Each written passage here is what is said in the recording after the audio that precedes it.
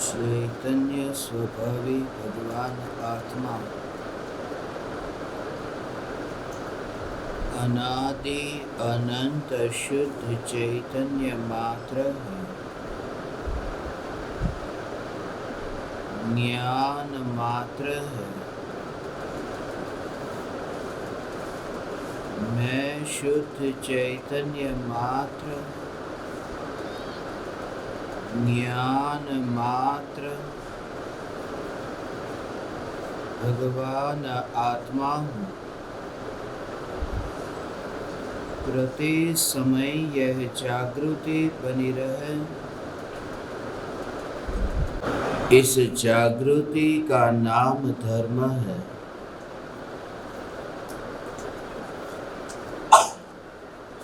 देह की प्रत्येक क्रिया के काल में और विकल्पों के बहते प्रवाह के काल में ज्ञानी को प्रति समय यह जागृति रहती है कि मैं चैतन्य तत्व इस देह की किसी भी क्रिया में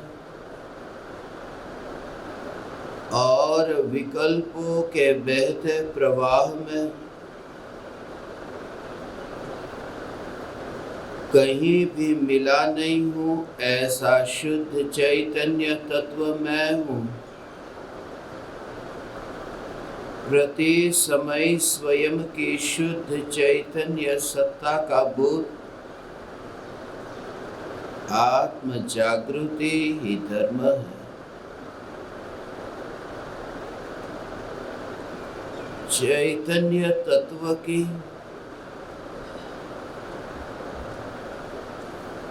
स्व संवेदन प्रत्यक्ष निर्विकल्प अनुभूति के बिना भावलिंगी मुनि धर्म अंगीकार करना तो दूर,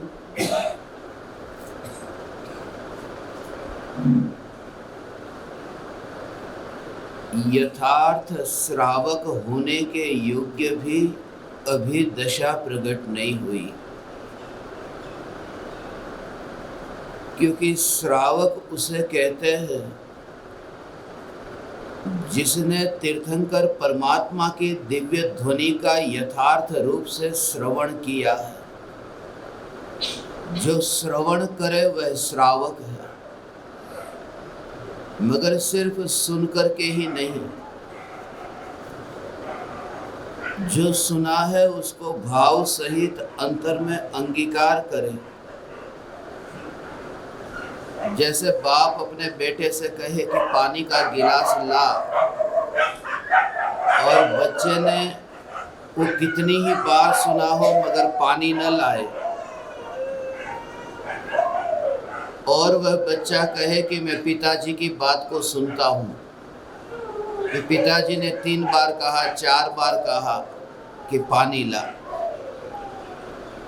फिर जब तक वह प्रयोग में न हो तब तक ये श्रवण जो है वो श्रवण कार्यकारी नहीं है। इसलिए पंचम गुणस्थान वर्ती जो श्रावक है वही यथार्थ श्रावक है। पंचम गुणस्थान वर्ती श्रावक के कुछ विशिष्ट नियम होते हैं। आत्मा की निर्विकल्प अनुभूति के साथ में वितराग परिणति में ऐसी शुद्धता हुई है कि सहज ही उस प्रकार का राग का भाव नहीं रहा, कि धीरे धीरे वह पर द्रव्यों से और पर भावों से उदासीन होता हुआ वह विरक्ति की ओर आगे बढ़ता है। संसार के ये बंधन उसे कारागृह की भांति अनुभव में आते हैं, और ये भावना निरंतर रहती है, जिसके बारे में तुम स्वयं यदि थोड़े दिन यहाँ पर रह कर के अनुभव करो तो पता चले।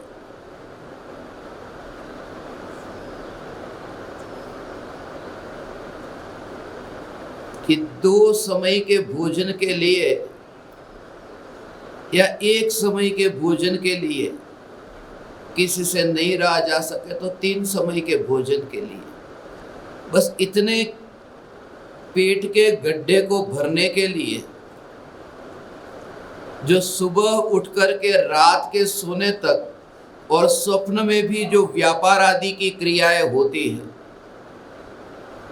वो पूरा मनुष्य जीवन जैसे उसमें ही बिगड़ता हो। इसलिए मैं तो खास करके साधकों को कहता हूं कि आपके पास में इतना धन है तो उसका दान मत देना, उस धन का बचाव कर लेना और उसी धन से अपना खाना पीना खाने की व्यवस्था करना, और नई कमाई करना बंद करके वो समय जो बचेगा उसको आत्महित में लगाना।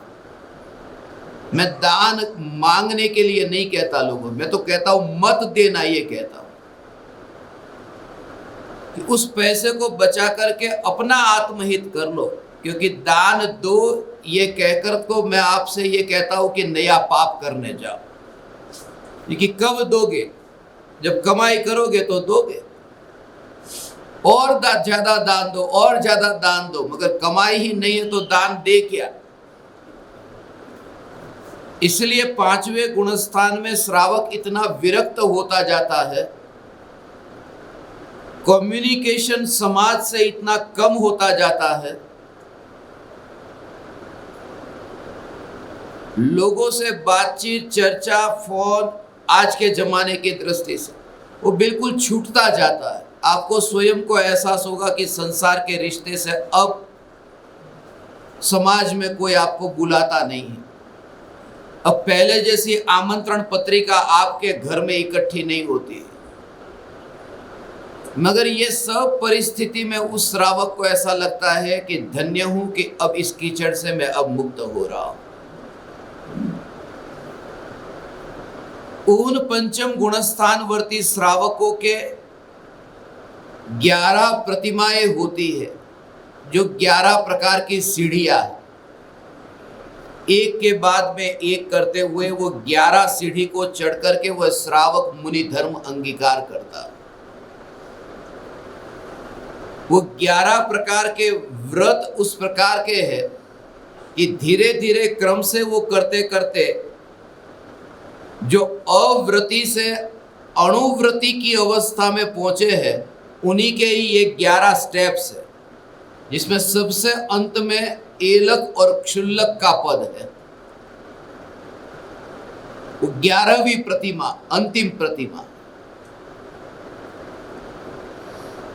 मगर 5वें गुणस्थान में 12 प्रकार के व्रत होते हैं,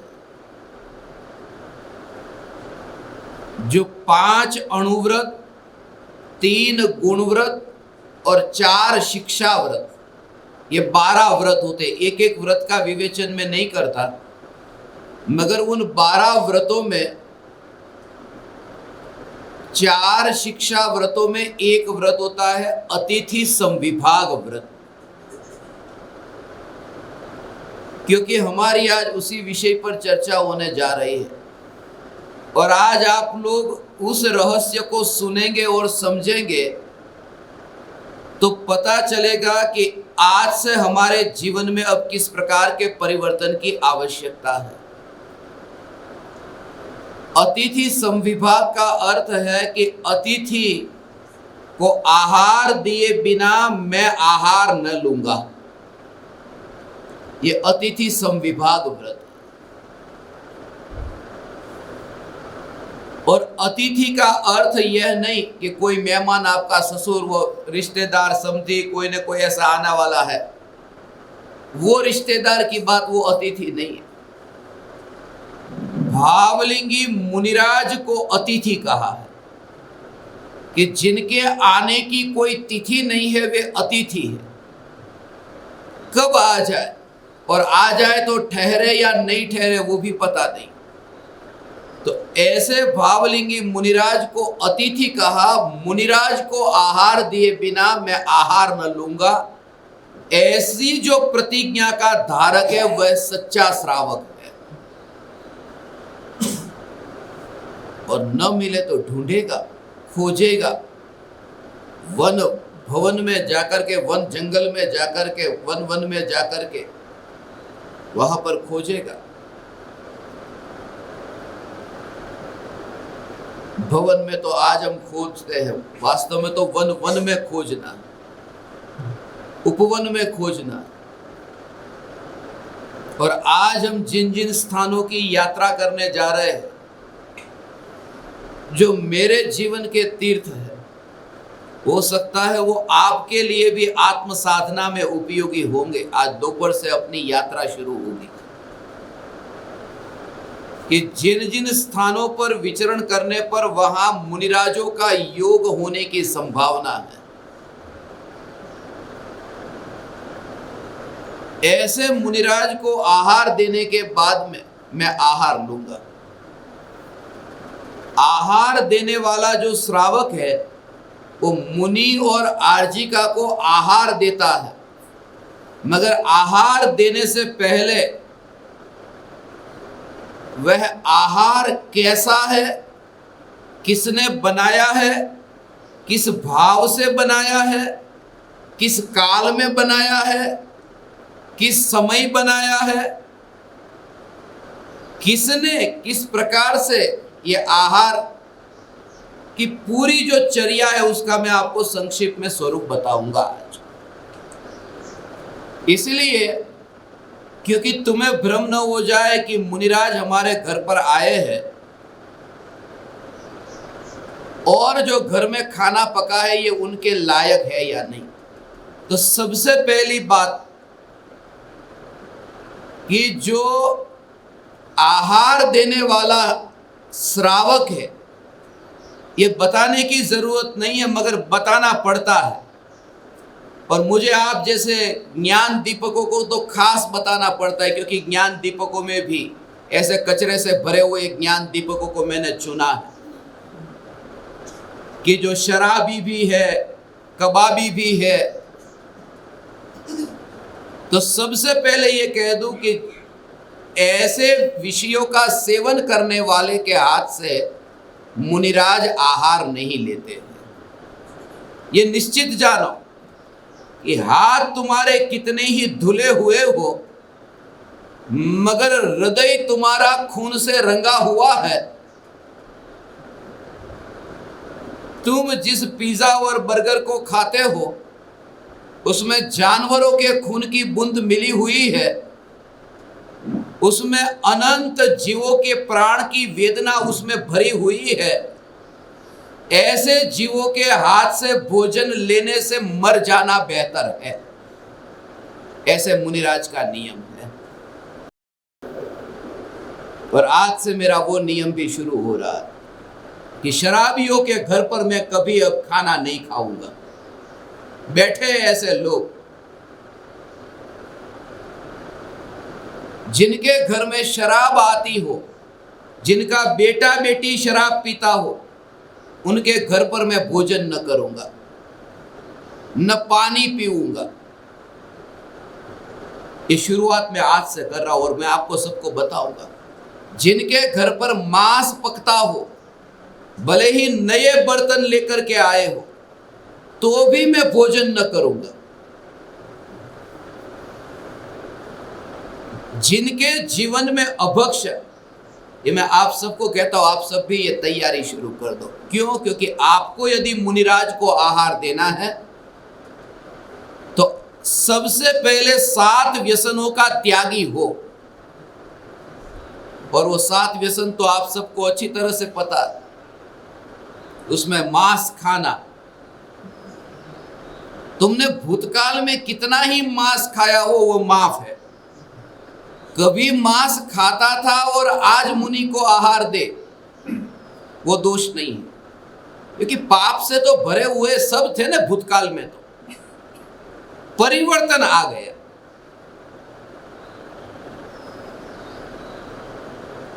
और तुम यदि इस प्रकार से, अब मुनि तो तुमको देख करके पहचानेंगे भी नहीं कि ये क्या खाता होगा।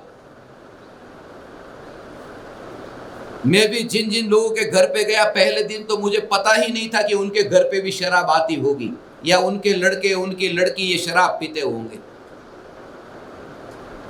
मगर चला गया मैं। मगर जब से पता चला, जागे तब से सवेरा। मगर पता तो चलता नहीं है ना, इसलिए मुनिराज को तो ये पता नहीं चलेगा तुम्हारा चेहरा देख करके। मगर तुम में यदि ऐसे व्यसन है तो कभी भूल से भी मुनि को आहार मत देना। मांस भक्षण, शराब पीना, जुआ खेलना, ये शराबी, क्योंकि उनका ठिकाना नहीं। शराब के नशे में क्या डाल दे खाने में, उनका ठिकाना नहीं। कि मांस पकाया है और उनकी हृदय में जितनी इतनी भी करुणा नहीं है पंचेंद्रिय प्राणियों के प्रति भी, उनके वहां आहार कैसे ले। और मैं आपको ये बता दूं कि राजा ऋषभदेव ने जब मुनि धर्म अंगीकार किया था, उनके साथ ये जो 4000 राजाओं ने दीक्षा ली और नरक में गए, ये नरक में गए, वो इसी वजह से क्योंकि आहार की चर्या कोई जानता नहीं था और कैसा भी आहार मिलता था और वे करने लगे। वो जो राजा ऋषभदेव का, मुनिराज ऋषभदेव का सुंदर वर्षी तप हुआ, बाकी सबका क्यों नहीं हुआ? क्योंकि जो मिला वो खाने लगे। ये तो पूर्व भव में दान की विधि समझाई जानी थी, तो राजा श्रेयांस के हाथों से उनको स्मरण हुआ और आहार दान दिया। मगर बाकी जो 4000 की कैसा भी मिलेगा खा लेंगे। मुनिराज है, भावलिंगी मुनिराज है, ये मुझे कहना ठीक नहीं लगता। भावलिंगी मुनिराज नहीं, द्रव्यलिंगी मुनिराज होंगे तो भी सप्त व्यसन का सेवन करने वाले के वहां भोजन नहीं करेंगे।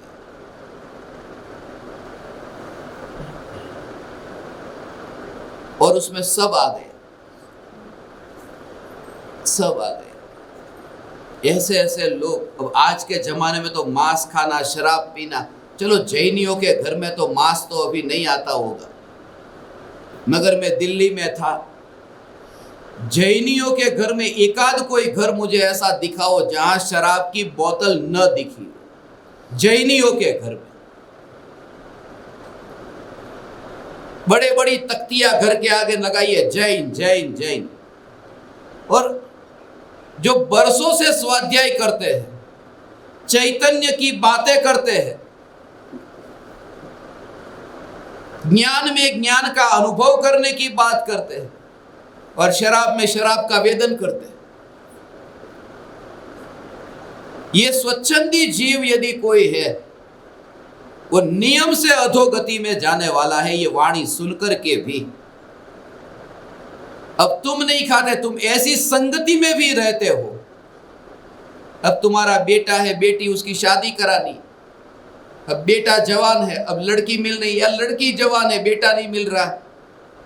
अब कोई मांसाहारी मिल गया, कोई शराबी मिल गया, क्या करोगे? 30 साल की लड़की हो गई, 35 साल की हो गई, कोई मिल नहीं रहा, करा दी शादी। ऐसे लोग भी हैं। दारू की एक बोतल के लिए बेटी का सौदा कर डाला। मैं ऐसे लोगों को जानता हूं, ज्ञान दीपक है, नाम नहीं लेता हूं। 28 साल की बेटी हो गई, मगर जैसे ही वो बायोडाटा देखते ना, और देखते कि ड्रिंक, तुरंत ही नहीं, भले कवारी रहेगी जिंदगी भर मगर नहीं करेंगे शादी। और कई कई बायोडाटा में लिखा होता है ऐसा, ड्रिंक ब्रैकेट में लिखते ओकेशनली, माने थोड़ा ऊंचे पद पर है, थोड़ा ओकेशनली। महाव्रत नहीं आया, अणुव्रत आया, ऐसे रोज रोज नहीं पीता, ओकेशनली। नहीं की उन्होंने, अभी उनकी सगाई हो गई। यदि तुम्हारा निर्णय ठीक है, तुम्हारा चारित्र, तुम जब खुद नहीं पीते तो तुम्हारी बेटी को वहां पर कैसे दोगे? तुम खुद मांस नहीं खाते और तुम्हारी बेटी को उस दिन तुम कैसे उस घर में भेजोगे जहां मांस पकाया जाता? ऐसे लोगों से रिश्ता ही मत जोड़ना जहां पर सात व्यसन का सेवन होता हो। और नहीं पता कहीं ऐसा हो कि लड़का लिखता ही नहीं, क्योंकि वो लड़की मेरे परिचय में है जो लड़के से मिलने के लिए जाती थी, और मैं पूछता क्या हुआ, बोले नहीं, पहली मीटिंग में नहीं बताया, दूसरी मीटिंग में बताया कि कभी कभी पी लेता हूं। अब पता चलने के बाद में भी गड्ढे में कोई गिरे तो गिरे, मगर जिसके भीतर में थोड़ा सदाचार है, जिसके भीतर में थोड़ी भी अंतर में धर्म का बीजारोपण हुआ है, वो कसाई नहीं होगा। ये सात व्यसन का सेवन, जुआ खेलना, वो जुआ खेलना हम तो पैसे से नहीं खेलते, खाली ऐसे ही खेलते।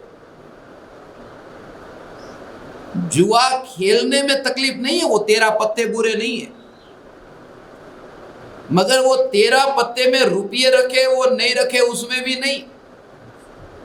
वो जो परिणामों में जो जुआ खेला जा रहा है वो ज्यादा खतरनाक है। वो तो कागज के टुकड़े हैं,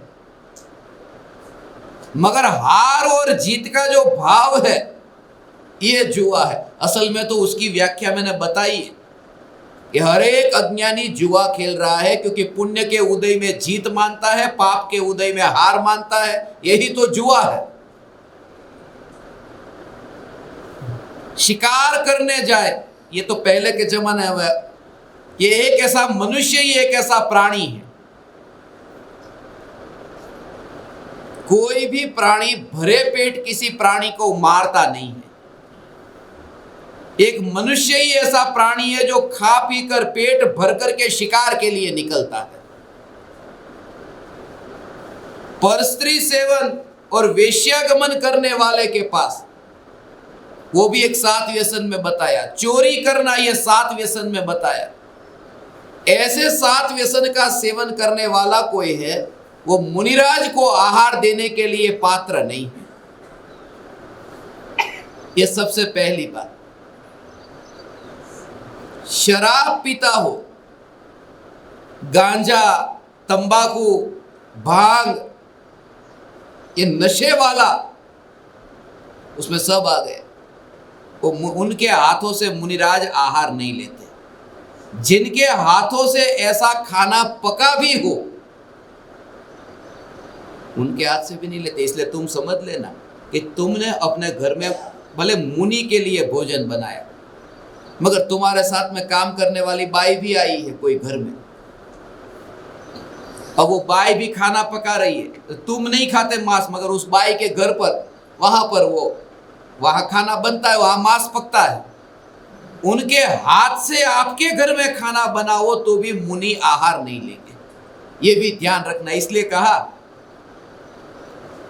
कि खुद ने तैयार करवाया हो और ऐसा सदाचार से बनाओ। बनाना कभी हो सकता है कोई दूसरा मदद करने आए, लेकिन जो राजा रानी खुद वहां पर मुनिराज को आहार देते तो खुद को किचन में जाकर के सब खाना नहीं बनाते होंगे।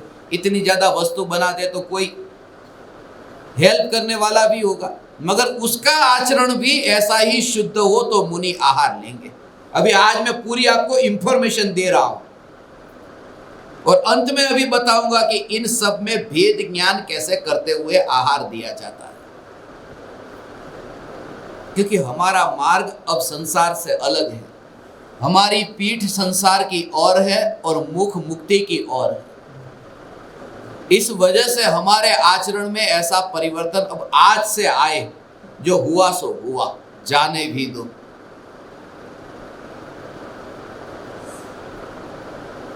किसी भी प्रकार का ऐसा व्यसन रात्रि भोजन करने वाले के पास मुनिराज आहार नहीं लेते। अब सब समझ जाए। धीरे धीरे धीरे तो मुनिराज आहार दान नहीं लेंगे, रात्रि भोजन करता है उसके हाथ से।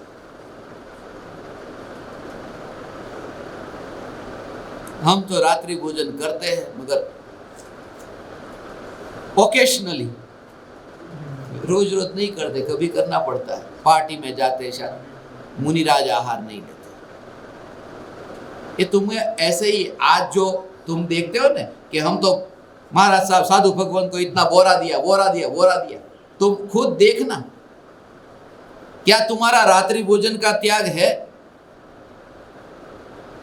जिनेंद्र भगवान के दर्शन करके पूजा करके जो वापिस लौट कर आया है, भगवान की भक्ति करके आया है, उन्हीं के हाथ से मुनिराज आहार लेते। इसलिए कल मैंने कहा ना कि 10 बजे का समय, वो जब गृहस्थ घर पे वापिस आ जाए मंदिर से, उस समय मुनिराज आहार के लिए निकलते हैं। सुबह सुबह जल्दी नहीं कि गृहस्थ मंदिरों में पूजा करने में व्यस्त हो, और 1-2 बजे भी नहीं, क्योंकि गृहस्थ का नियम है कि मुनि को आहार देकर खुद आहार करे। तो मुनि 1 बजे जाएंगे तो गृहस्थ 1 बजे वहां मुनि को आहार देगा, खुद का खाना 3 बजे खाएगा, और पूरी रात भर भोजन नहीं किया है। तो वो जो सुबह का समय है, आपने सुना है ना कि जो नाश्ता है वो किसकी तरह होना चाहिए? राजा की तरह। नाश्ता राजा की तरह होना चाहिए, और दोपहर का भोजन है वो राजकुमार की तरह होना चाहिए, और शाम का भोजन भिखारी की तरह, गरीब की तरह। तो पूरी रात भर के हिसाब से देखो तो सुबह का जो समय है वो पूरा दिन भर उसको पचने के लिए भी, शाम तक वो पूरा भोजन भी पच जाता है। तो वो कहते हैं ना, रात्रि में कल किसी ने मुझे कि ऐसे नींद क्यों नहीं आती है, उनसे पूछो जो उपवास करते हैं, रात को नींद नहीं आती। इतना प्रमाद ही नहीं होता है, मगर उसको रात को नींद नहीं आती है तो भोजन के सपने आते हैं। यहां रात को नींद नहीं आती है तो अप्रमाद की दशा में ध्यान में लीन होते हैं। इसलिए भगवान की भक्ति करने वाला, भगवान की पूजा करने वाला हो, मुनिराज को आहार दान दिया। अब आज के जमाने में जो कि धोती और दुपट्टा पहना हो वही मुनि को आहार दान दे सकता है। राजा श्रेयास ने धोती दुपट्टा कहां से लाया हो? एक बात मैं आपको बता दूं, ये जो कपड़े पहनने की बात है ना, धोती और दुपट्टा, कुर्ता और पजामा, अमेरिका में मेरा यंग जैन्स ऑफ अमेरिका में YJ में प्रवचन था, तो मैंने सूट पहनकर वहां प्रवचन दिया। वो प्रवचन सूट टाई पहन करके,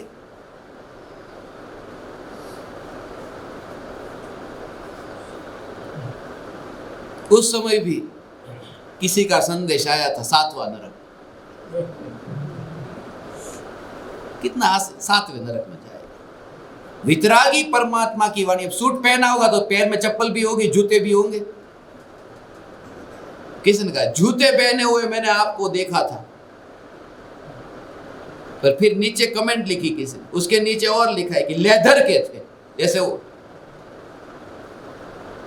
लेदर के जूते थे। तू चमार है, दूर से देख के ही पहचान लेता है लेदर के थे या लेदर के नहीं।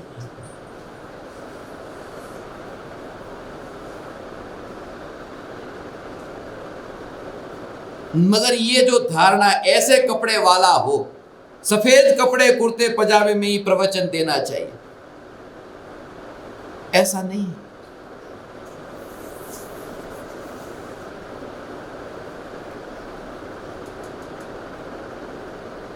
साधारण व्यक्ति के पास में जो वस्त्र है वो वस्त्र पहनेगा।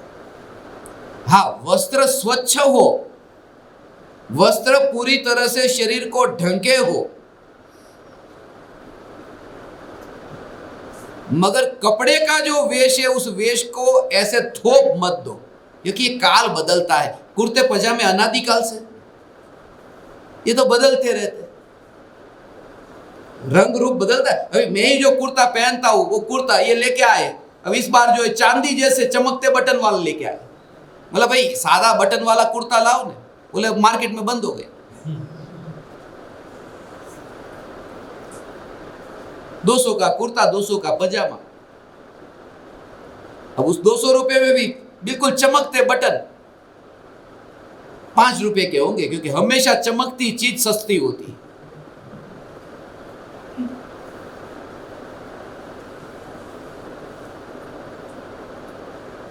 कपड़े का आग्रह नहीं कि यही कपड़े, इसलिए मैं थोड़े दिन में अभी टी शर्ट पहन करके भी सत्संग देने वाला हूं।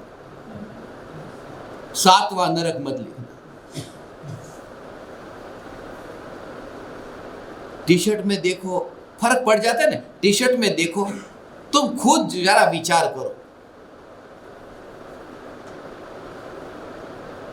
कृपालु देव जो कुछ भी ऊपर नहीं पहना, ऐसे कृपालु देव की तस्वीर, और टी शर्ट पहना हुआ कृपालु देव की वो तस्वीर, पहनते थे कृपालु देव तो बनियान जैसा, वो तस्वीर, तुम दोनों को तुम हाथ जोड़ो, किसमें ज्यादा भाव आता है?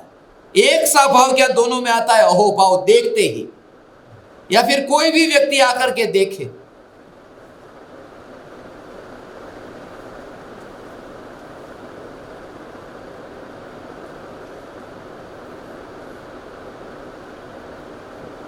कृपालु देव की वो पगड़ी वाली तस्वीर है, शतावधान के प्रयोग मुंबई में जो किए थे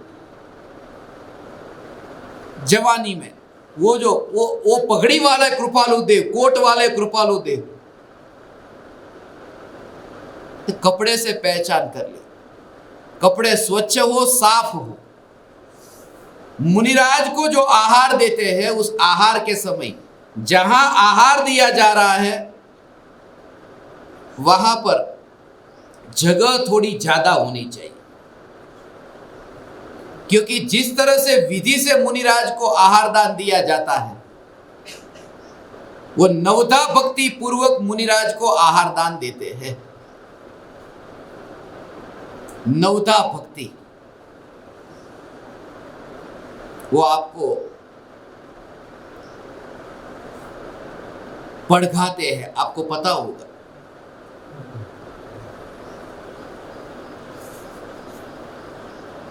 ऐसे ही मुनिराज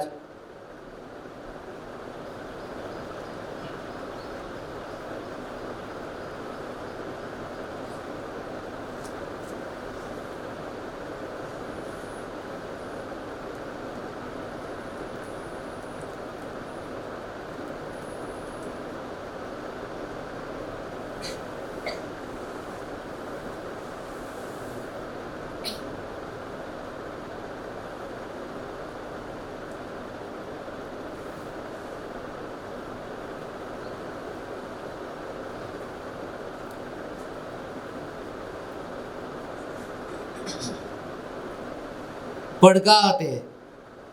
पड़गान का अर्थ कि पहले से ही पूरी तरह से तैयारी, अचानक भगदौड़ नहीं होती, अरे मुनि आ गए, मुनि आ गए, ऐसे। वो भाव से मुनिराज का स्वागत करते हैं और बोलते हैं, अत्र अत्र अत्र तिष्ठ तिष्ठ तिष्ठ, ऐसा करके नमोस्तु नमोस्तु नमोस्तु। ये शब्द है, इसका मैं ऑपरेशन करना चाहता हूं। अत्र अत्र अत्र, वो जो शास्त्र में लिखा है, ऐसे मुनिराज को स्वागत करना। ये जड़ता भी निकाल देना तुम। अत्र अत्र अत्र, लोगों को लगा नया धर्म चालू कर दिया। ये तो शास्त्रों में लिखा है, अत्र अत्र अत्र लिखा है शास्त्रों में, क्योंकि उस जमाने में संस्कृत भाषा चलती थी। जिस भाषा में वहां पर वो बोली जाती थी, उस भाषा में वहां पर स्वागत करते थे। अब एक साधारण गांव का व्यक्ति जिसको अत्र का मतलब ही पता नहीं, भाव तो होना चाहिए ना कि अत्र का मतलब यहां होता है, आह्वानम का मतलब आइए, तिष्ठ तिष्ठ का अर्थ है विराजिए। अब उसको तिष्ठ तिष्ठ तिष्ठ भाव ही नहीं पता हो तो। मगर मुनिराज जब आए तब अत्यंत भक्ति से उनको स्वागत करना, ये पहला है नवता भक्ति में, कि भक्ति भाव से उनको स्वागत करना। ऐसा नहीं कि अरे ये कहां आ गए, लेकिन उनको तो नियम है ना, कैसे विचार भी, सोच भी कैसे हो सकती है।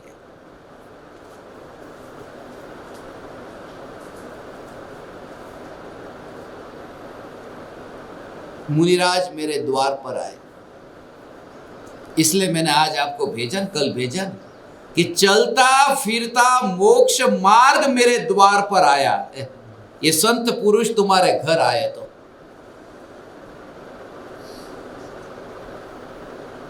खाना खिलाऊं या नहीं खिलाऊं, हस्बैंड को पूछ के बताती। ऐसे मूर्ख बैठे यहां पर। जीवन में थोड़ा भी जीवन में सदाचार समझ होती ना तो ऐसा नहीं होता। मेरे जीवन के अनुभव से बता रहा हूं।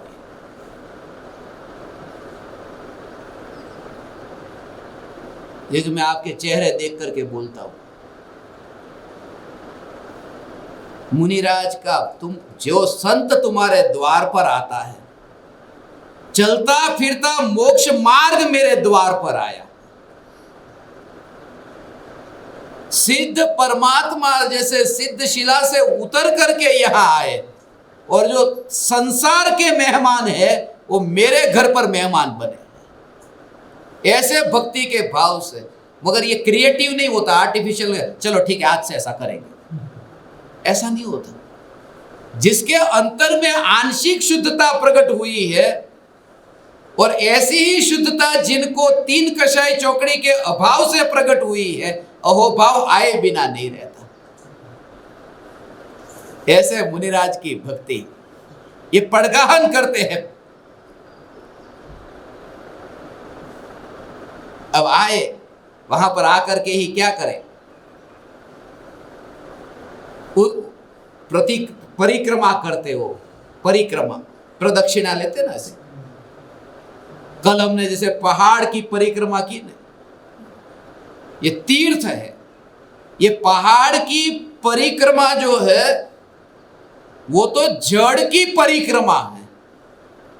ये तो चलता फिरता मोक्ष मार्ग जो जीवंत सिद्ध परमात्मा उतरे उनकी प्रदक्षिणा करनी है। उसमें तो 1 घंटा लगेगा, इसमें 1 मिनट भी नहीं लगेगी। मगर इतना भाव से भर करके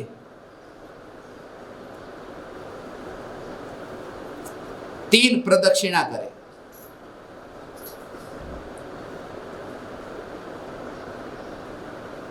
मुनिराज की भक्ति,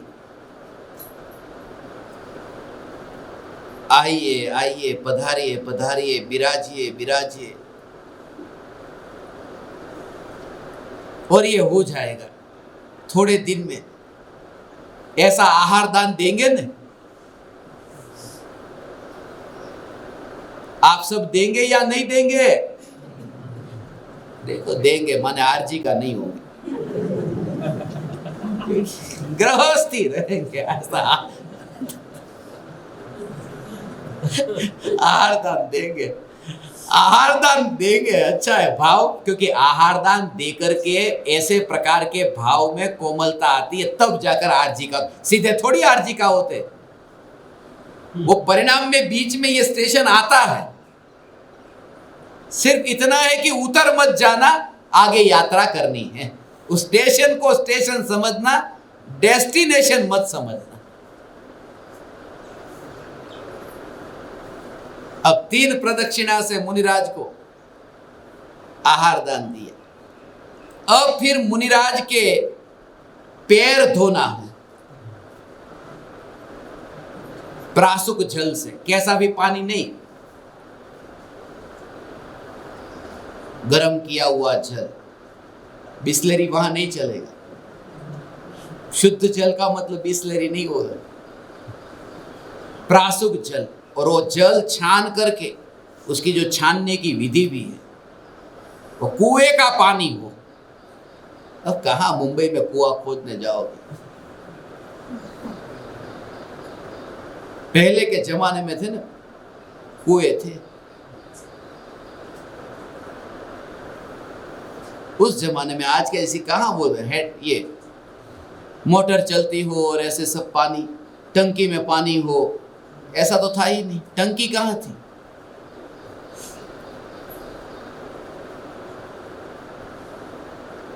इसलिए वो ताजमहल में आजकल चल रहा है ना, वो फव्वारे हैं, ये फव्वारे हैं। मगर उस जमाने में तो कुएं थे, कुएं में से फव्वारे में पानी कैसे गए?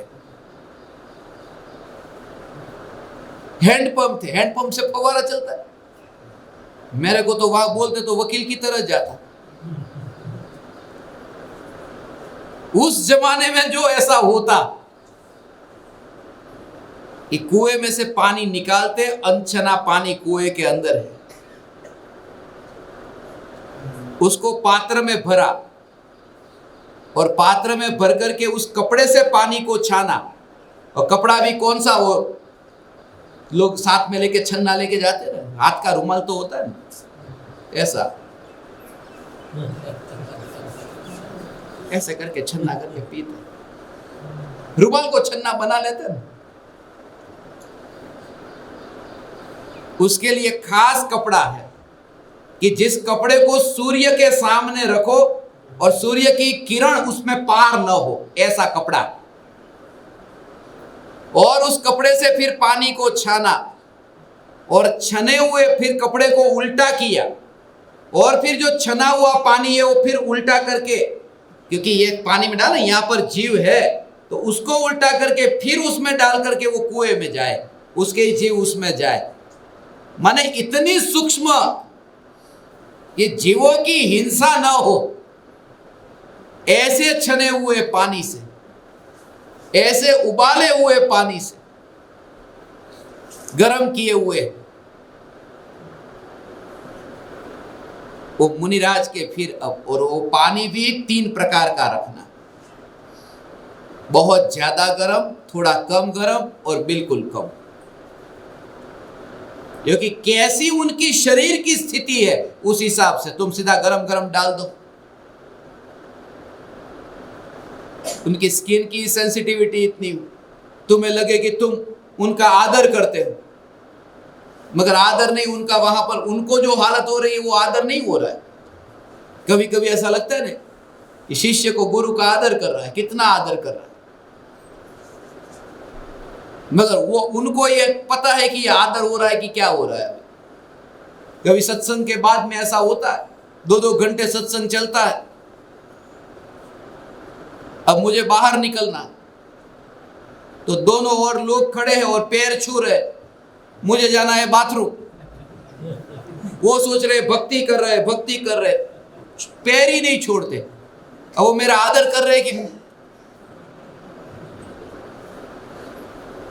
इसलिए हमें कभी कभी ऐसा लगे कि आदर कर रहे, मगर इसलिए संभाल करके। ये तो भावलिंगी मुनिराज जो चलते फिरते सिद्ध परमात्मा, उनको आहार कैसे, ये शिविर याद रहेगी जब तुम दोगे तब, ये शिविर याद रहेगी, ये यादगार शिविर है। कल का दिन तो ऐसे ही गया, आज थोड़ा बोलने के लिए बोल रहा हूं क्योंकि कहना था सब अधूरा रह गया।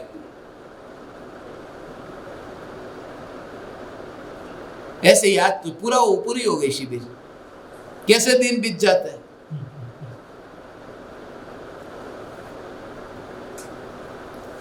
असली राज तो अभी खुले नहीं। ये तो व्रतादि के बारे में, तो ये मुनिराज की भक्ति कैसे करते हैं ऐसे बताए। पैर धोना, फिर उनको ऊंचे आसन पर मुनि होंगे, उनके पैर को धोया। तो मुनि का आदर ऐसा हो, ये भक्ति मुनि की है। यदि ऐसी भक्ति कोई गृहस्थ कराए तो फिर पाप का भागीदार होता है। ये इसलिए कहता हूं क्योंकि लोग मेरे पैर भी धोते थे, ये तो साथ में थे, कुमकुम वाले वो पैर करके पगला कराते घर में। लोगों ने रखे, पुराना जो हो गया सो हो गया, अपने घर के अंदर, मंदिरों के अंदर पैर के चिन्ह कुमकुम वाले।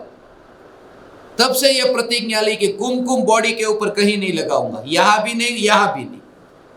ये बहुत खतरनाक परंपरा है, उसमें ही फिर वो अटक जाता है, कुमकुम के अंदर ही जो बात है वो बात एक और रह जाती है। ये क्रियाकांड बहुत खतरनाक है, शिष्य का शोषण करने के लिए बहुत अच्छा है, चाणक्य की चाल के लिए बहुत अच्छा है, मगर वो अटक न जाए इसमें।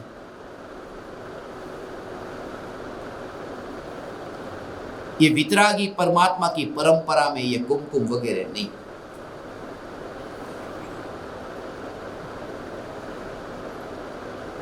पैर धोना, मुनिराज के पैर धोने के बाद में वो जो पानी है, उस पानी को लेकर के उसको गंधोदक समझ करके, गंधोदक उसको यहां ललाट पर लगाना।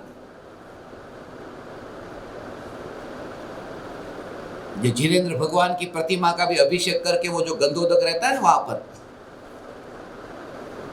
निर्मलम निर्मलीकरणम पवित्रम पापनाशकम जिन चरणोदकम वंदे अष्टकर्म विनाश,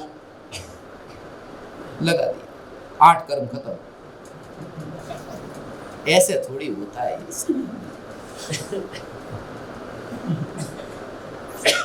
ये सब जो अभी इसमें है, एक श्लोक, एक पट्टी घूमी, अष्टकर्म विनाशनम, दूसरे दिन फिर और 8 कर्म खीरा न जाएगा। आज खीर गए थे तो किधर गया, फिर दूसरे दिन क्यों गए।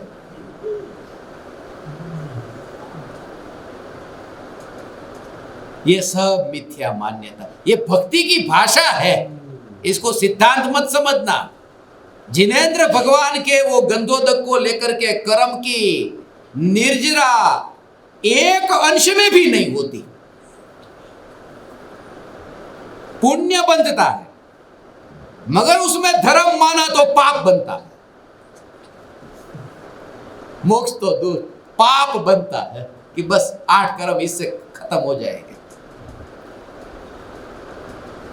मुनिराज के चरणों को धोकर उनके गंधोदक को आंखों के ऊपर नहीं, कोई यहां लगाता है, यहां ललाट के ऊपर, कपाड़ नहीं ऊपर, यहां ऊपर नहीं, यहां पर। वो तो सब जगह, कोई कोई तो ना लेते हैं वहां पर ही। जैसे वो पीठी लगा लगन पेला, मेरे को ऐसे लगता है शादी से पहले वो लगाते हैं हमारे गुजरात में, हल्दी वगैरह, हल्दी हो ना पीठी मार, हड़दर जैसे न हो, वही अपने तो लगा ही नहीं कभी, पता नहीं, मगर वो लगाते हैं। ऐसे ही वो गंधोदक को लेकर के पूरे शरीर में, क्योंकि अंग अंग ऐसा, और कुछ लोग तो ऐसे कि कोड हो गया हो ना, उसे लगाते हैं। आंख की बीमारियों लगाते हैं, जहां से नव द्वार मलिन बहते हो वहां जिन चरणों ये गंधोदक को नहीं लगाना चाहिए। ये आंख में से मलिन पदार्थ निकलते रहते, इसलिए ये भाग का ये आज्ञा चक्र, तृतीय नेत्र, ये भक्ति है। हाँ, ये भक्ति है। मैं आपको अंत में बताऊंगा। ये सब विधि जो शास्त्र में लिखी है, किसी को ये कुछ भी पता नहीं है, सिर्फ उसके पास भाव है और भोजन है, तो मुनिराज आहार करेंगे या नहीं फिर? और नहीं करेंगे तो क्यों नहीं करेंगे? कि उससे पता नहीं चलता है कि ये जिनेंद्र भगवान की आज्ञा को जानता है या नहीं जानता है। मगर जो इस प्रकार से भक्ति करता है तो इतना पता है कि भगवान की वाणी में मुनिराज का आहार कैसा होता है वो ये जानता तो होगा, क्योंकि उसकी भक्ति से ये पता चलता है।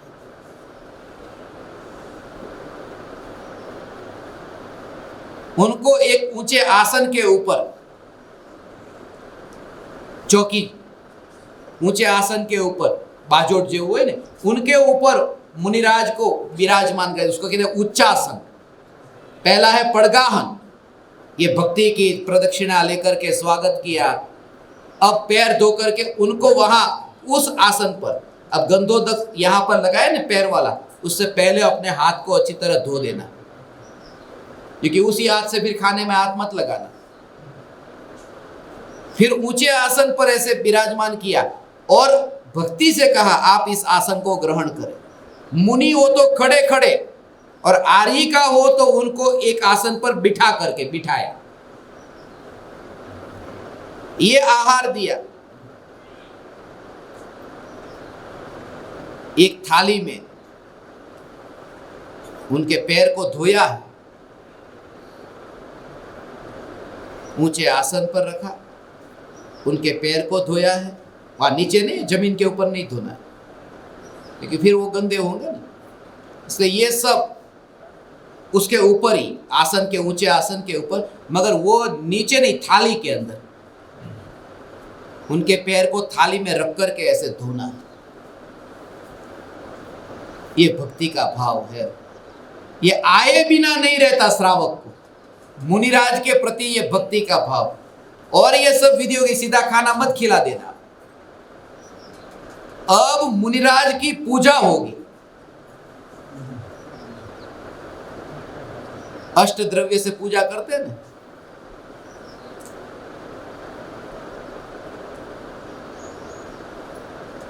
अक्षत से, पुष्प से, ये अष्ट द्रव्य, ये पूजा करने वाले मुनिराज की अष्ट द्रव्य से पूजा होती है। ये सब मुझे डिटेल में बताने की जरूरत नहीं, क्योंकि ये सब आप लोग करते होंगे।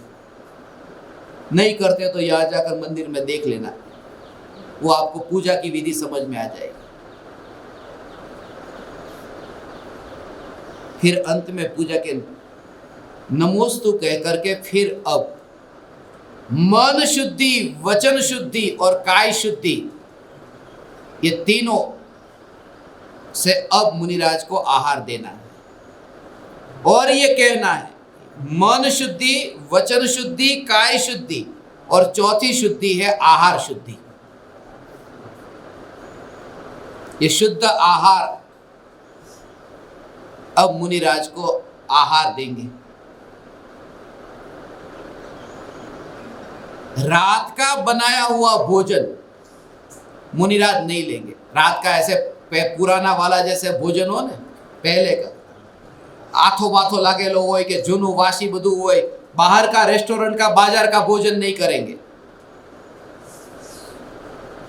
बजारનું છે, આપણા ઓળખીતાનું જ છે, नहीं, आपके घर पे ही बना होगा ऐसा ही भोजन मुनिराज लेते हैं।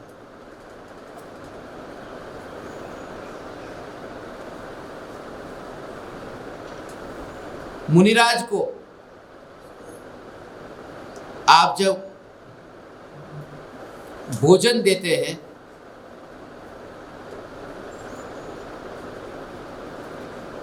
हड़बड़ी मत मचाना, उसमें भी गड़बड़ होने की पूरी संभावना है। ऐसा तामसिक भोजन मुनिराज को नहीं देना।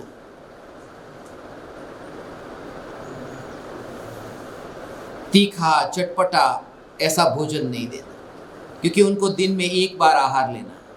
आपने कुछ ऐसे टाइप का भोजन खिला दिया, जबरदस्ती तो वे खाते ही नहीं है, क्योंकि हाथ खोल देते हैं बस, फिर खाना बंद हो गया। एक कपड़ा अपने पास में रखना जो मुनिराज के शरीर को पोंछने के लिए, जो खाना वगैरह कुछ भी वहां पर गिरा हो, मुनिराज का शरीर भी कुछ ऐसा गंदा हो तो उसको पोंछने के लिए। जो आज के जमाने में चल पड़ा है, स्त्रियां मुनिराज के शरीर को पोंछती, ये बहुत खतरनाक है। ये जिनेंद्र भगवान की आज्ञा के विरुद्ध। स्त्री मुनिराज को छूती नहीं है, इसलिए ये पुरुष का कर्तव्य है। आहार देती है, मगर ये शरीर को छूने का काम मुनिराज का वो स्त्री नहीं करती। फिर जो खाना पका है, उस खाने में कौन सी वस्तु कितनी पुरानी है, कब की बनी है, आपके अंदर जो मसाला है वो मसाला कितने दिन पहले का है, वो सब मुनिराज के नियम के अनुसार। आटा आपके घर में है तो आटा कितने टाइम का है, पिसा हुआ आटा है, अब कब पिसा था, ये 15 दिन ही हुए, तो वो आटा मुनिराज को नहीं चलता। अभी सर्दी के दिन है, गर्मी के दिन है, बरसात के दिन है, तो सर्दी के दिन में 7 दिन का, गर्मी के दिन में 5 दिन का, बरसात के दिन में 3 दिन का आटा, ऐसा आटा ही मुनिराज को चलता है। बूरा पीसते ना शक्कर का, वो भी ऐसे ही सर्दी के दिन में 1 महीने का, गर्मी के दिन में 15 दिन का, बरसात के दिन में 7 दिन का, उसकी ये सब मर्यादा है। कैसा भी खाना मत खिला देना, बासी भी है, वो रात को ही वो भिगोया है डोसा, सुबह नाश्ते में डोसा खा लो, पेट भर जाएगा।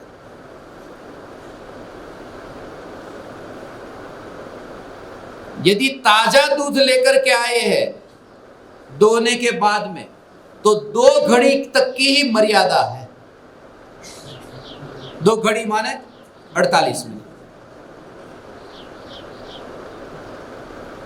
और उसके बाद में उबाल दिया दूध को, फिर उसकी मर्यादा बढ़ जाती है, 8 पहर हो जाती है। पहर माने 1 पहर माने 3 घंटे। इसलिए जो है रात्रि के अंतिम पहर में मुनिराज वो 3 घंटे, वो भी ज्यादा से ज्यादा कहा नींद मुनिराज की 24 घंटे में।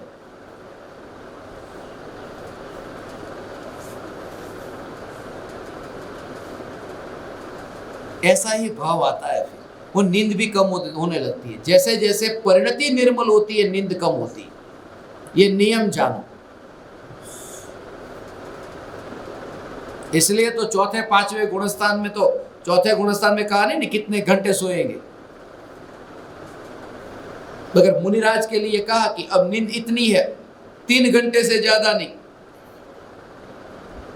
और भगवान को तो नींद ही नहीं, पूर्ण वितरागता प्रकट हो गई। इस वजह से सब घी, तेल, गुड़, ये सब की मर्यादा, जब तक उसका स्वाद नहीं आप चखो और पता चले कि स्वाद बिगड़ गया, खराब हो गया, तब फिर वो मुनिराज नहीं खाते। लोग तो मेरे को खिलाते हैं कि वैसे भी फेंक देने का था, आप खा लो। वैसे भी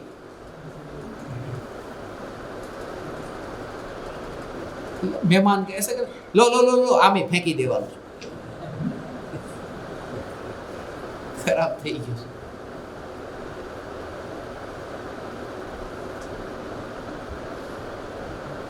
ये तो संक्षिप्त में मुनिराज के खाने पीने के। अब वो खाना जैसे पकाया जाता है, उसमें भी मेरी माँ के साथ में बहुत झंझट होती थी उसके लिए, बहुत, कि साफ करो, क्या कर दिया ऐसे ही, ऐसे नहीं। फिर मैं ऐसे उनको सिखा, ऐसे सफाई करते हैं। लकड़ी, क्योंकि उस समय चूल्हा था ना, चूल्हे को ऐसे जलाते, साफ किया बर्तन, वो लकड़ी को ऐसे झटको नीचे कर दिया, ऐसे नहीं करते, संभाल करके उसको देख करके कि उसको झटकने में भी वो न मर जाए। थाली में खाना दे दी, अरे कल रात को ही तो साफ की थी, रात में भी धूल लग जाती है, बर्तन में लग जाती है, हमारे मन में भी रात में धूल लग जाती है। साफ करते रहना,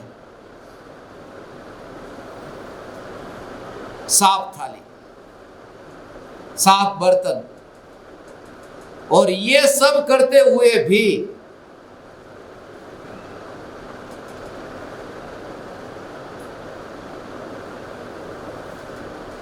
भीतर में ये जागृति, ये सब विधि पूर्वक मुनिराज को आहार देता है, फिर भी भीतर में जागृति ये कि आहार देने वाला मैं नहीं हूं और आहार लेने वाले मुनि नहीं हैं। दोनों देने वाला मैं नहीं हूं और लेने वाले मुनि नहीं है। लेने वाले वो नहीं, चलो मैं तो देता नहीं हूं क्योंकि कर्ता भाव छोड़ना है। कर्ता भाव छोड़ने के लिए नहीं कहा, देने वाला मैं नहीं हूं, अर्थात वो जो त्रिकाल ध्रुव चैतन्य सत्ता जो है, वो सत्ता आहार देने के लिए यहां नहीं आई है। वो सत्ता में एकत्व होते हुए इस प्रकार के विकल्प आते हैं कि आहार मुनि का ऐसा होगा। ये विकल्प, ये सब कुछ होता है और उसको उस डिपार्टमेंट में डालता है कि ये उदय के परिणाम है। ये सब मैंने इतनी भक्ति से मुनिराज को आहार दिया, ऐसा भाव नहीं। भक्ति, इतनी भक्ति से दिया, भले खाना देने का नहीं मगर भक्ति का भाव तो देखो। मेरी भक्ति को देखो, मेरे खाने को मत देखो।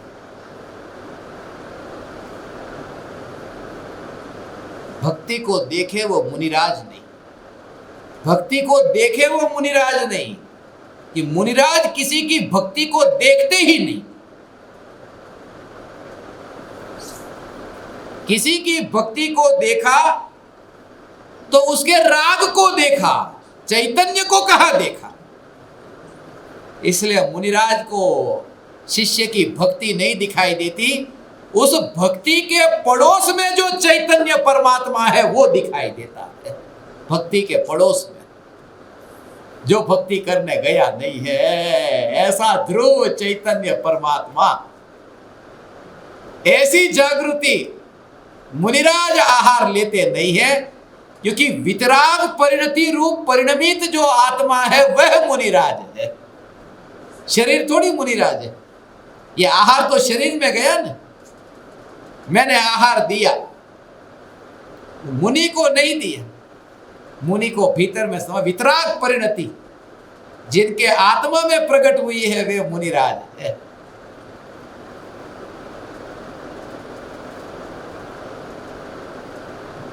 ऐसे मुनिराज को भोजन देते समय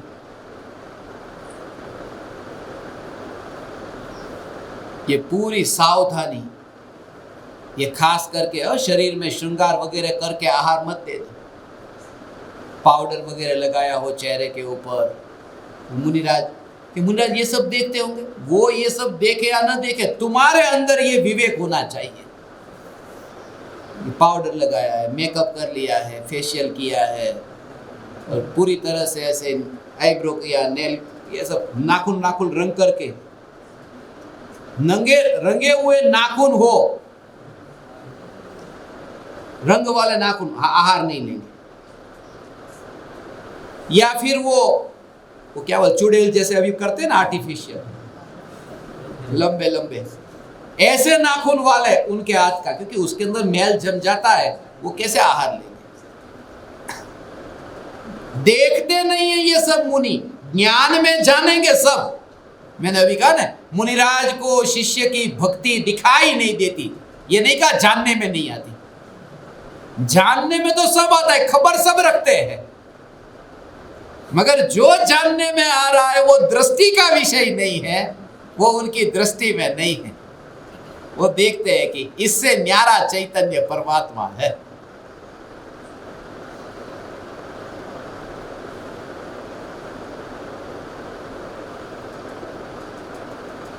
शरीर की सुंदरता देख करके मुनिराज थोड़ी आता है।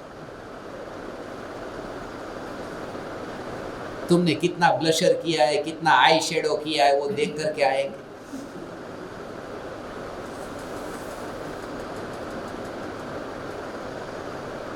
उनके नियम, ये जो नियम मैंने बताए, और खास करके ये बाल चोटला राखी ना, बाल खुला खुला राखी, ऐसे आहार नहीं देना, पूरी तरह से उसको ढक करके। इसलिए मुझे वो शावर कैप के लिए बोलना पड़ा। सबके घर में शावर कैप। एक बार तो ऐसा 3 बार लगातार बाल निकला। अभी मैं मिशन पे था ना उस समय, किसी के सुबह भी, दोपहर भी, शाम को हैट्रिक।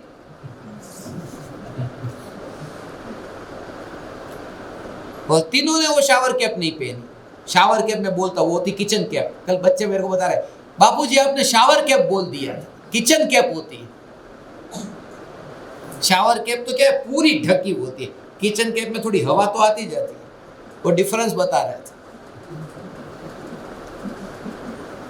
मैंने तो शावर कैप ही देखी, क्योंकि जहाँ होटल में ठहरता था वहां शावर कैप रहती है, तो लेकर के आता था, तो बाबा को देता था कि लो ये आप पहनना, काम में आएगी।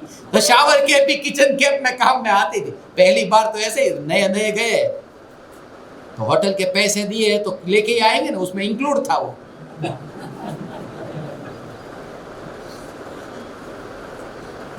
साबुन भी अपना है, शैम्पू भी अपना है होटल में।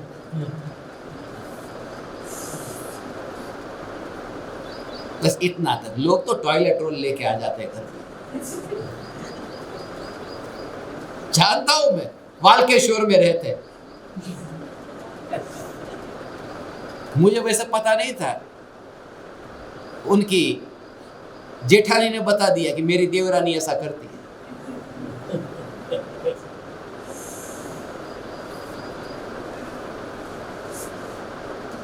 देवरानी ने फिर मुझे बताया कि वो शैम्पू लेके पहली बार आई, तब मुझे लगा कि ऐसा करना चाहिए। दोनों ने फिर चालू किया। ये रिश्ते बाहर में जितने मीठे दिखते हैं इतने हैं नहीं। अंदर ईर्षा, अदेखाय બધું ભરેલું પડ્યું, કચરો એટલો બધો। अब इसके प्रयोग के लिए यहां तो पराये के घर में बैठे ना, अभी कभी उमराला के आश्रम में होंगे, तब ऐसे ही कुएं से पानी ला करके एक बार कभी ऐसा ज्ञान दीपकों के साथ में, मैं तो खाना तो पकाता ही हूं,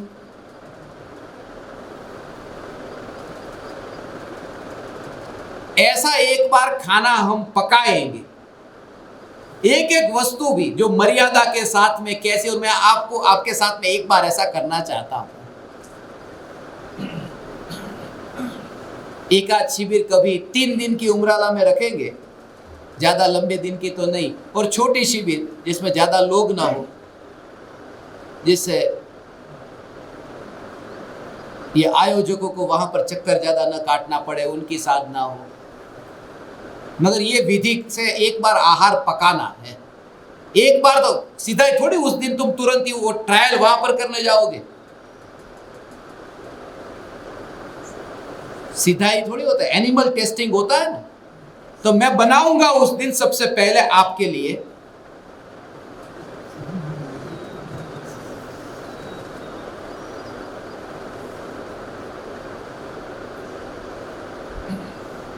और एक बार ये खाना ऐसा बनने लगा ना, फिर आपके घर में रोज ऐसा बनने लगेगा।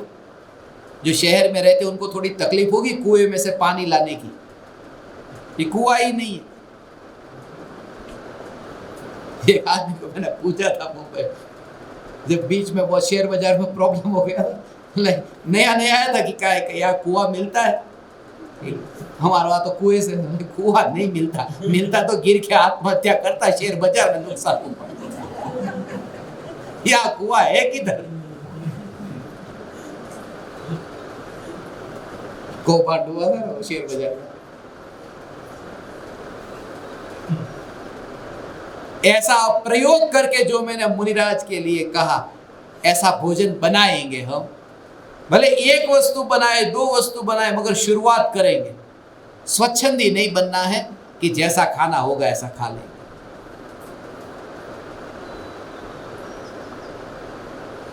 मगर ये क्रिया में धर्म नहीं।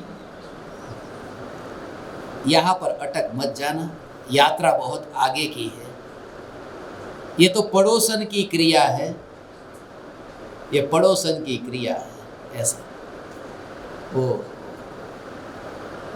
मुनिराज को ऐसा मलिन भोजन, गंदा भोजन मुनिराज को देते। शराबी के हाथ से मुनिराज भोजन नहीं करते।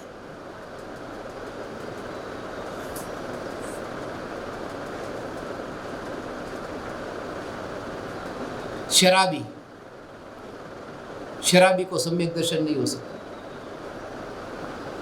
शराब के नशे में, जिसको ये भी पता नहीं है कि ये देह कौन है, जिसमें अपनापन है, उसका ही भान नहीं है, तो जिसका कभी नहीं पता चला उसका भान कैसे होगा?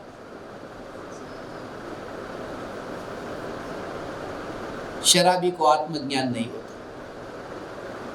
इसलिए ये वितराग धर्म मिलने के बाद में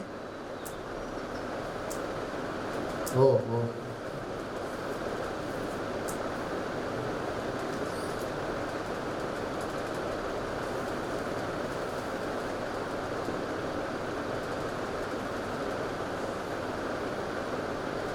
सदाचारमयी ऐसे जीवन,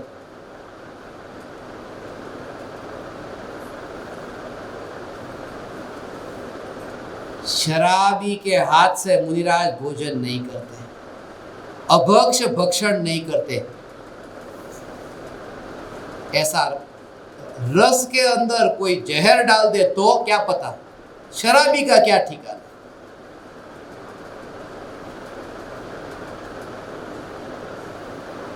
ये कितने एक्सीडेंट होते हैं शराब के नशे में, भान ही नहीं है वहां। अनछने पानी की बूंद भी यदि छने पानी में मिले तो मुनिराज के लिए अभक्ष।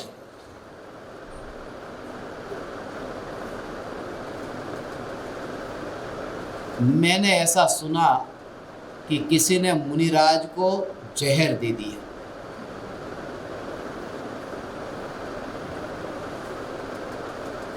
कैसा लगेगा? सुना, मुनिराज को जहर दे दिया।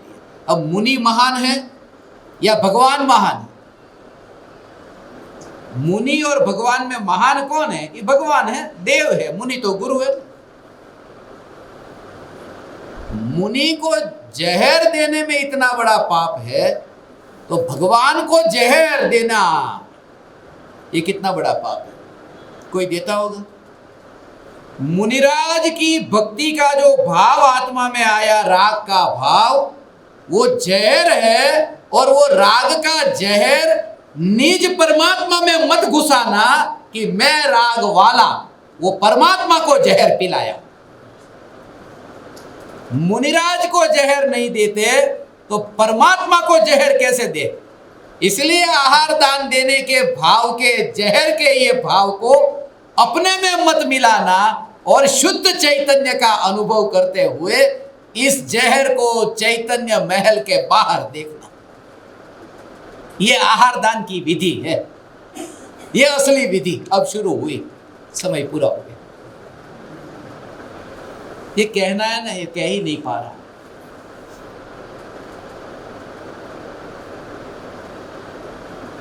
समय थोड़ा कम पड़ा शिविर का। 2 सत्संग और होते ना, कल अपन साथ में ही है ना वहां, तो हो जाता। ये बोला तो भी नहीं होता, हमको पता है।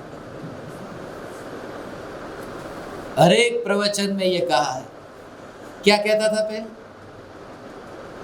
लेशु लेशु लेशु लेशु माने लेंगे, इसको कभी लेंगे लेंगे लेंगे।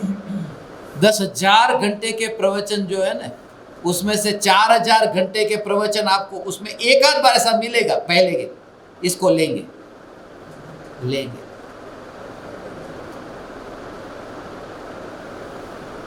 मेरे स्वास्थ्य का ठिकाना नहीं, मैं कभी भी इस दुनिया को छोड़ के जा सकता हूं। तो मैं इनको कहता हूं कि अब शरीर का ठिकाना नहीं है। बोले वो वादा किया, उसका क्या होगा? लेंगे। उसका क्या होगा? तू भी मर और आजा स्वर्ग में, वहां लेंगे। मैंने ये थोड़ी कहा था गजपंथा में लेंगे, कहीं ना कहीं मिलेंगे, वहां ये सत्संग होगा, क्योंकि पूर्व में मिले थे इसलिए यहां मिले, वरना ये भाव आता कैसे? तुम देखो ना, कोई ओडिशा वाला, कोई आसाम, आसाम वाला, वहां चाइना की बॉर्डर वाला है, वहां भी स्मशान ढूंढ लिया था हमने। कहां कहां उनकी भी ऐसी रुचि। अब तुम जरा विचार करो, यहां पर भी रहने वाले लोग हैं ना, यहां पर भी रहते हैं कि नहीं? कौन आकर के बैठा?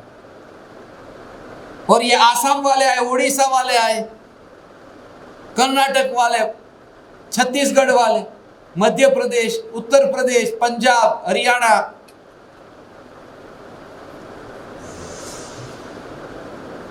राजस्थान, ये सब। गुजराती तो बैठा अच्छा ना, वो तो भूल ही गया। ऐसा ही होता है, सारे जग को याद करते हैं, अपने को ही भूल जाते। गुजराती ऐसे सद्गुण हमारे में प्रकट हो, जो स्वरूप की दृष्टि से देखे तो दुर्गुण है। मुनिराज को आहार दान देने के सद्गुण हमारे में प्रकट हो, हमारा जीवन का व्यवहार इतना सदाचारमय हो, और जिनके जीवन में आचरण इतना सदाचार, कोई कहे ना कि हमें ज्ञान ये चढ़ता क्यों नहीं है, कितना भी सुनते अंदर में पचता क्यों नहीं? वो जमीन अभी ठीक नहीं है, उस पर हल नहीं चला है, वो नरम नहीं हुई है,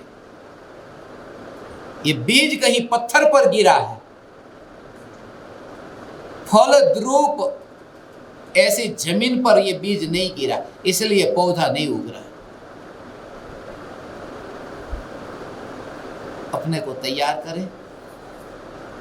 अंतिम सत्संग है, अंतिम सत्संग है 10:30 बजे इस शिविर का।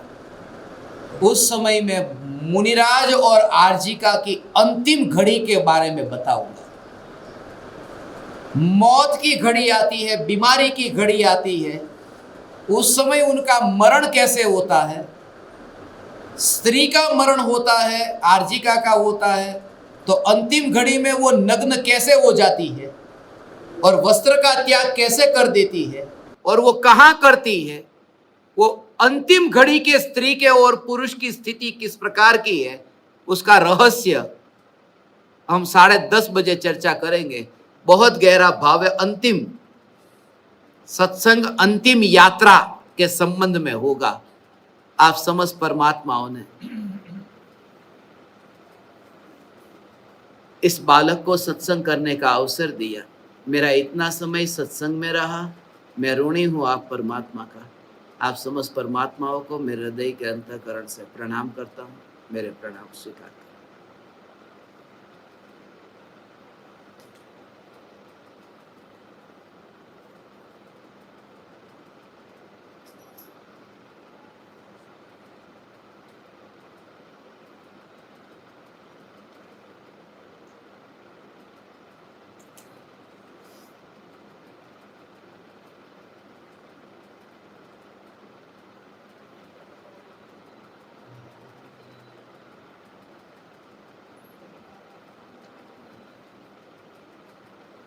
अहो अहो श्री सद्गुरु करुणा सिंधु अपार, इस पामर पर प्रभु किया अहो अहो उपकार, अहो अहो